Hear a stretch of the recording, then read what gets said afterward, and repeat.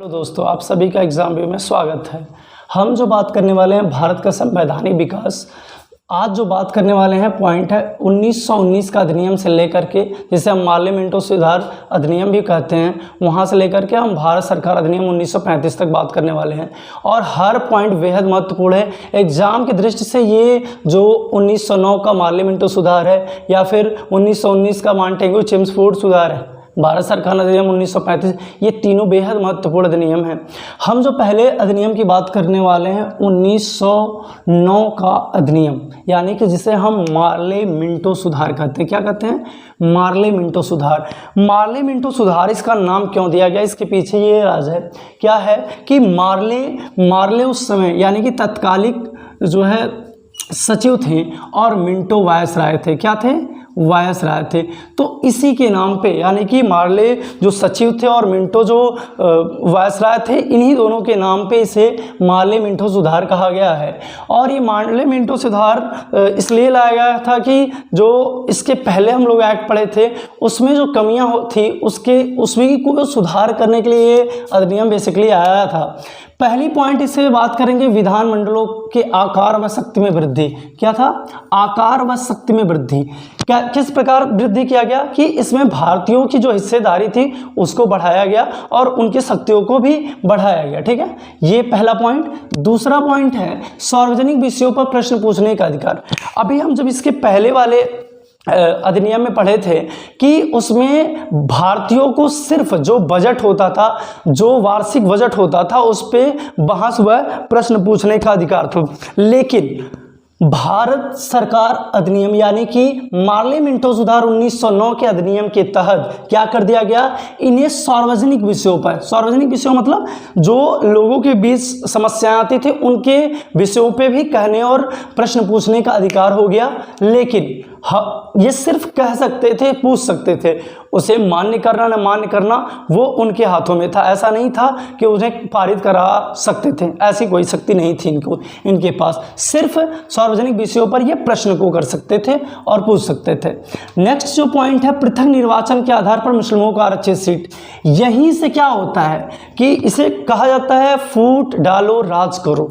यहीं से क्या हो गया, धीरे धीरे जो सांप्रदायिक दंगा था यानी कि सांप्रदायिक भेदभावना थी, इसको फैलाने का वर्क किया गया। इसमें क्या किया गया कि मुस्लिमों के लिए पृथक निर्वाचन लाया गया, मुस्लिमों को विशेष जो है उनका अलग बनाया गया कि ये भी वोट करेंगे, उनको अलग व्यवस्था दे दी गई, जिससे हिंदू और मुस्लिमों के बीच जो है भेदभाव उत्पन्न हुआ, लोगों के बीच दरारें होना स्टार्ट हुई, जिससे क्या कहा गया, फूट डालो नीत करो। ठीक है, इसमें मुस्लिमों को जैसे ही अधिकार दिया गया तो दो गुटों में, इस जो कह सकते हैं दो गुटों में बट गया, हिंदू और मुस्लिम। ठीक है, नेक्स्ट पॉइंट की बात करेंगे सर्वप्रथम भारत परिषद में भारतीयों को शामिल। अभी हम इसके पहले वाले अधिनियम में पढ़े थे कि भारत परिषद बनाया गया जिसमें कुल 15 सदस्य थे। ठीक है, 7 सदस्य ईस्ट इंडिया कंपनी, 8 सदस्य जो है सम्राट के द्वारा नियुक्त किया जाता है। ये सारी बातें हम लोग पहले प्रीवियस वीडियो में पढ़ चुके हैं। जो लोग अभी तक नहीं देखे प्रीवियस वीडियो, प्लीज जा करके देखेंगे, क्योंकि उसको देखेंगे तो इस वीडियो को देखेंगे तो ज़्यादा आपको अच्छा फील होगा और याद करने में आसानी होगी, वीडियो को समझने में भी। ठीक है, नेक्स्ट जो बात हम करने वाले हैं भारत परिषद में भारतीयों की हिस्सेदारी। जो अभी तक भारत परिषद बना था उसमें सिर्फ ईस्ट इंडिया कंपनी और जो है सम्राट के द्वारा नियुक्त जो सदस्य हुआ करते थे, लेकिन भारतीयों का कोई अधिकार नहीं था उसमें। क्या हुआ कि 1909 के मार्ले मिंटो सुधार अधिनियम के तहत भारतीयों को भी क्या कर दिया गया, शामिल कर लिया गया। कहाँ पे? भारत परिषद में। यहाँ तक बातें समझ में आ गई। नेक्स्ट जो हम बात करने वाले हैं बेहद महत्वपूर्ण अधिनियम ये भी है जिसे हम मॉन्टेग्यू चेम्सफोर्ड सुधार कहते हैं। क्या कहते हैं? मॉन्टेग्यू चेम्सफोर्ड सुधार या भारत सरकार अधिनियम 1919। ठीक है, अभी तक जो हम पढ़ रहे थे 1909 था, जिसे मार्ले मिंटो सुधार कहते हैं और इसको मॉन्टेग्यू चेम्सफोर्ड सुधार कहते हैं। इसके तहत जो मेन और सबसे महत्वपूर्ण पॉइंट है कि केंद्र में द्विसदनी व्यवस्था की गई। क्या किया गया? 2 सदनी व्यवस्था किया गया। जो अभी तक जो है पूरी तरीके से 2 सदनी व्यवस्था की जो बात कही गई है, ये बार बार एग्जाम में पूछा जाता है। केंद्र में द्विसदनी व्यवस्था की शुरुआत किस अधिनियम के द्वारा किया गया? तो 1909 हम लोग टिक करेंगे। ठीक है, यहां तक बात समझ में आ गई है। तो 1909 के अधिनियम के तहत 2 सदनी व्यवस्था किया गया। पहला उच्च सदन और दूसरा विधानसभा या फिर निम्न सदन बोलते हैं। काउंसिल ऑफ स्टेट या दूसरे को क्या कहते हैं, काउंसिल ऑफ असेंबली। ठीक है, ये दो चीज़ें बनाई गई जो अभी हम जब आर्टिकल पढ़ेंगे तो उसमें पढ़ाया जाएगा कि 79 में संसद है, फिर क्या है 80 में राज्यसभा, 81 में आर्टिकल 81 में क्या है लोकसभा। तो ये चीज़ें हम लोग पढ़ेंगे। जो इस समय का जो उच्च सदन यानी कि राज्यसभा है उसमें उस समय कितनी सीटें थी, 60 सीटें थी, और जो विधानसभा यानी कि लोकसभा है उसमें कितनी सीटें थे, 145। किस भारत सरकार अधिनियम 1919 के तहत ये व्यवस्था, ये प्रकरण लाया गया था।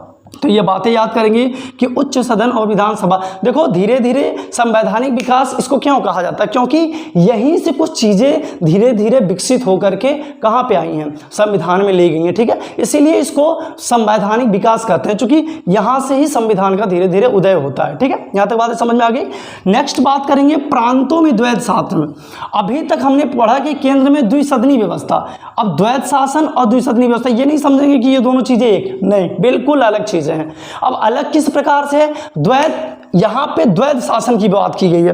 तो और यहां पे ध्यान से देखेंगे तो प्रांतों मतलब राज्य स्टेट की बात कर रहा है कि प्रांतों में द्वैध शासन व्यवस्था। द्वैध शासन व्यवस्था किस तरीके का, द्वैध शासन व्यवस्था इस तरीके का कि आरक्षित और हस्तांतरित ये दो भागों में विभाजित था, जिसमें आरक्षित विषय जो होता था ये पूर्णतः वायसराय के ऊपर केंद्रित हुआ करता था। किस पे, जो है वायसराय पे केंद्रित होता था। और दूसरी बात ये बेहद महत्वपूर्ण है कि आरक्षित विषय में मेन टॉपिक रखे गए जैसे राजस्व, न्याय, वित्त, पुलिस इत्यादि, यानी कि जो महत्वपूर्ण पॉइंट थे यानी कि महत्वपूर्ण विषय हुआ करते थे वो सब वायसराय के हाथों में था।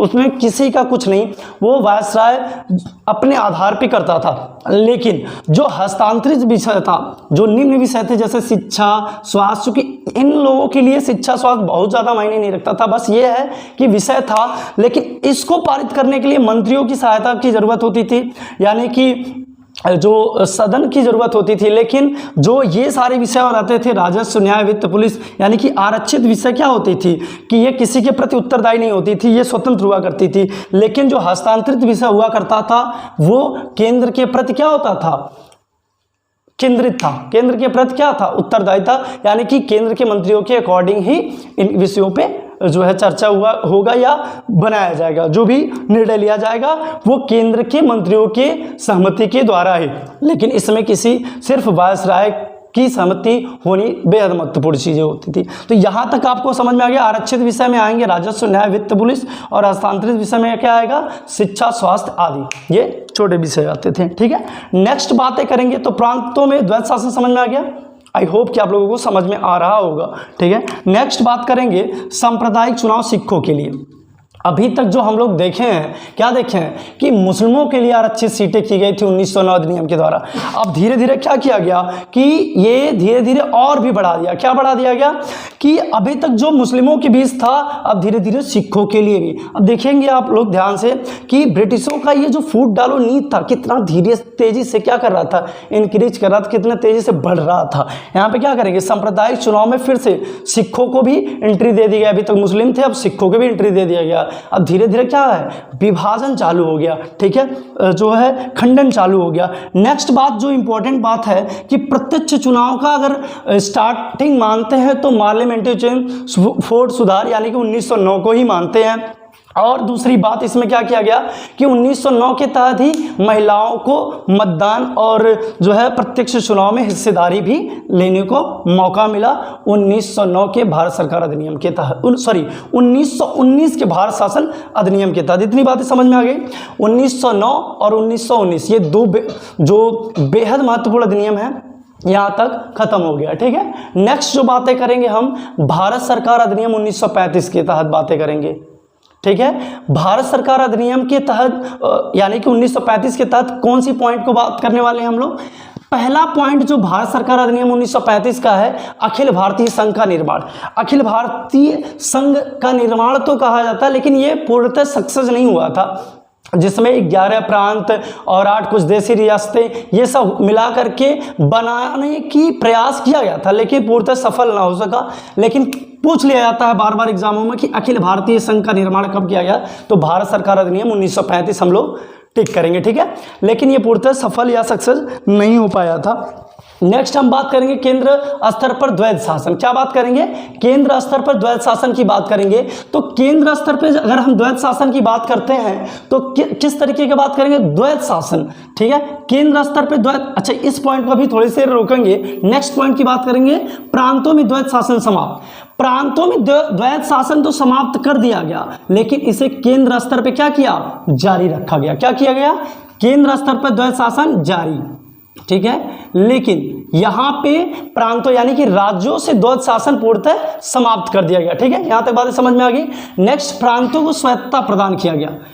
ये बेहद महत्वपूर्ण पॉइंट है कि प्रांतों को स्वायत्तता प्रदान। स्वायत्तता क्या होता है? स्वायत्तता मतलब प्रांतों को स्वतंत्र कर दिया गया कि वो अपने विषयों पर, अपने जो है योजनाओं को स्वतंत्रता रूप से उस पर कार्य कर सकते थे, उस पर जो है कानून बना सकते थे। तो यहाँ पे प्रांतों को क्या कर दिया गया? स्वतंत्र कर दिया गया। पहले प्रथम 11 राज्यों को स्वतंत्र किया गया था, जिन्हें प्रथम 11 राज्यों पे यानी कि प्रांतों पे पहली बार ये कार्य किया गया था। 3 प्रकार की सूचियों का भी उदय कब से हुआ? भारत सरकार अधिनियम 1935 के तहत 3 प्रकार की सूचियां भी आई जो है संविधान में। जैसा कि हम सूचियां पढ़ेंगे कि 3 प्रकार की, वहां पे भी पढ़ेंगे संघ, राज्य, समवर्ती।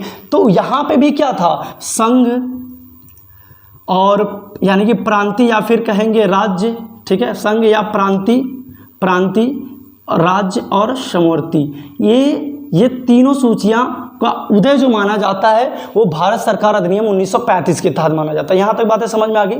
तो सूचियों की बात करेंगे, अलग अलग सूचियों में अलग अलग विषय होते हैं। संघ सूची वो होता है जिसपे जो है सिर्फ केंद्र अपने जो है विचारों को रखता है, या केंद्र के तहत जो अंतर्गत आता है वो संघ में। प्रांतीय यानी कि राज्य सूची जो राज्य के अंतर्गत आता है। समवर्ती जिसमें संघ और प्रांत दोनों के विचारों को या दोनों के विषयों को रखा गया सम्मिलित रूप से, ठीक है। ये सारी चीज़ें हम नेक्स्ट पढ़ेंगे, लेकिन यहाँ पे बस इतना जानना कि भारत सरकार अधिनियम 1935 के तहत कि तीनों सूचियाँ जो आई थी जो है संविधान में, ये चीज़ें अगर सूचियों की बात करता है तो भारत सरकार अधिनियम 1935 हम लोग टेक करेंगे। नेक्स्ट बात करते हैं संघीय न्यायालय। सबसे महत्वपूर्ण पॉइंट, ये भी महत्वपूर्ण पॉइंटों में से एक है कि संघीय न्यायालय का अभी हम लोग अगर इसके पहले जब प्रीवियस वीडियो देखेंगे तो 1773 के रेगुलेटिंग एक्ट्स के तहत आप लोग देखेंगे कि कलकत्ता में जो सुप्रीम कोर्ट की व्यवस्था की गई तो वो अलग चीज़ें हैं। लेकिन जब संघीय न्यायालय की स्थापना कहती है भारत सरकार अधिनियम 1935 के तहत, तो हम देखेंगे कि जो दिल्ली में सुप्रीम कोर्ट है हमारा, ये जो दिल्ली वाला सुप्रीम कोर्ट है, ये भारत सरकार अधिनियम 1935 के तहत ही इसका गठन किया गया था। नेक्स्ट बात करेंगे संघीय बैंक यानी कि RBI बैंक की अगर बात करेंगे, जिसका भी स्थापना दिल्ली में ही किया गया था। तो संघीय बैंक की भी जो प्रकरण आया है वो भारत सरकार अधिनियम 1935 के तहत आया है। भारत सरकार अधिनियम 1935 बेहद महत्वपूर्ण अधिनियमों में से एक है। हम जानते हैं कि जो भारतीय संविधान है उस पर सबसे ज़्यादा जो प्रभाव है किसी का है तो भारत सरकार अधिनियम 1935। ऐसा माना जाता है कि जो सबसे ज़्यादा आर्टिकल्स हैं या फिर सूचियाँ, ये सारी जो है भारत सरकार अधिनियम 1935 से प्रभावित हैं। आई होप कि आप लोग वीडियो के एंजॉय किए होंगे, चीज़ों को अच्छे से समझ पाए होंगे, और चीज़ों को अगर थोड़ी बहुत प्रॉब्लम रह गई तो एक बार वीडियो को पुनः देखें। आई होप कि पूरी तरीके से क्लियर हो जाएंगी।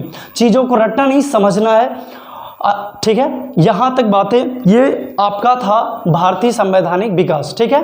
धन्यवाद।